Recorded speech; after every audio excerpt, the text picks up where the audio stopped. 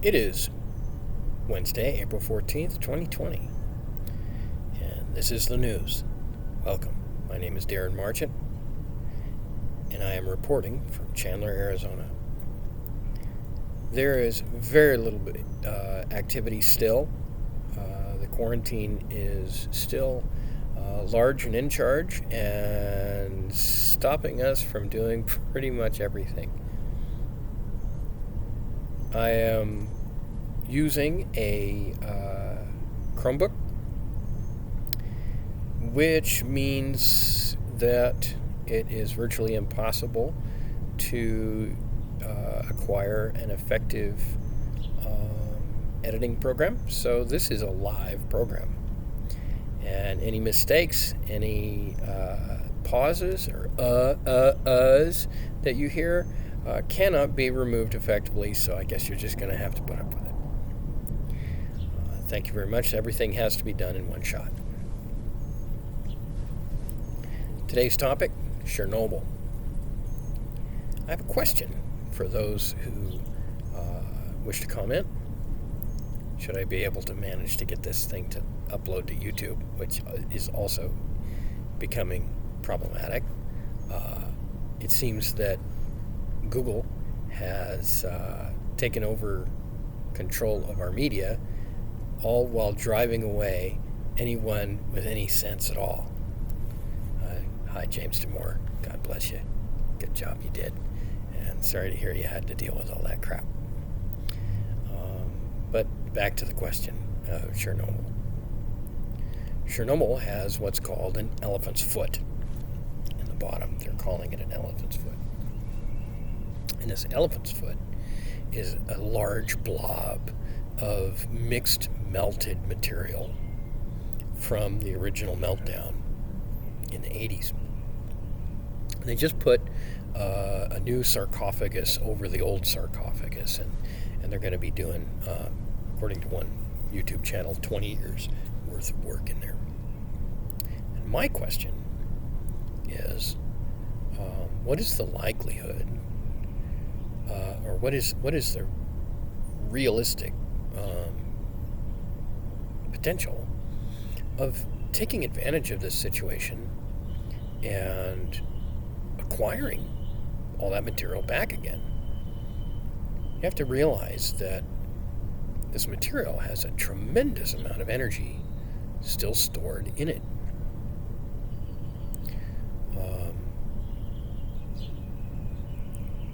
There's this whole subject called the decay chain. And it's really not that hard to figure out. You start with a large, heavy atom, and it loses particles. Okay, so it loses particles. And as it loses particles, it changes its state. It will go from a radioactive state into a less and less radioactive state. This is called the half-life. And depending on which kind of particles and how they're being released and kind of some features I have not really perfected my understanding and won't get into just yet, they can kind of branch off into becoming different kinds of particles. They actually change from one element to another, all on their own. Uranium can become lead. A little bit of uranium can decay and eventually become lead or other materials. And so in this kind of situation, it's likely that there's a whole lot of different elements that are being slowly produced in this process. And many of those are actually useful in industry in the world.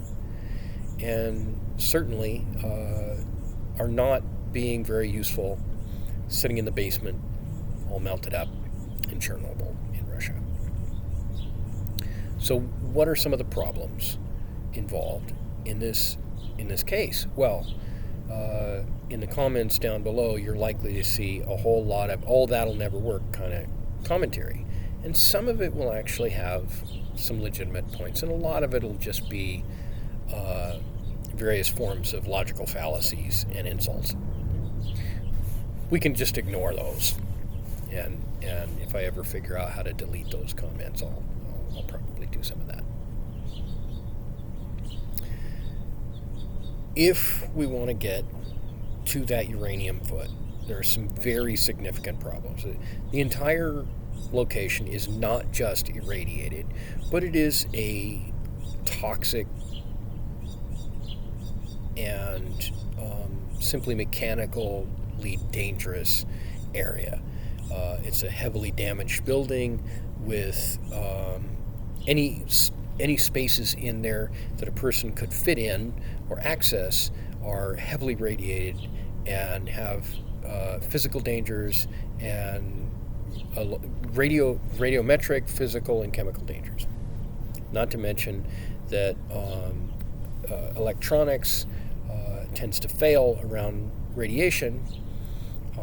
That means that any electronic equipment that's used in these environments has to be specifically designed and manufactured on a very specific scale, all the way down to the chips themselves has to be changed in a process called hardening, and that there's a lot of technical stuff in there. Maybe sometime we'll get into some of that.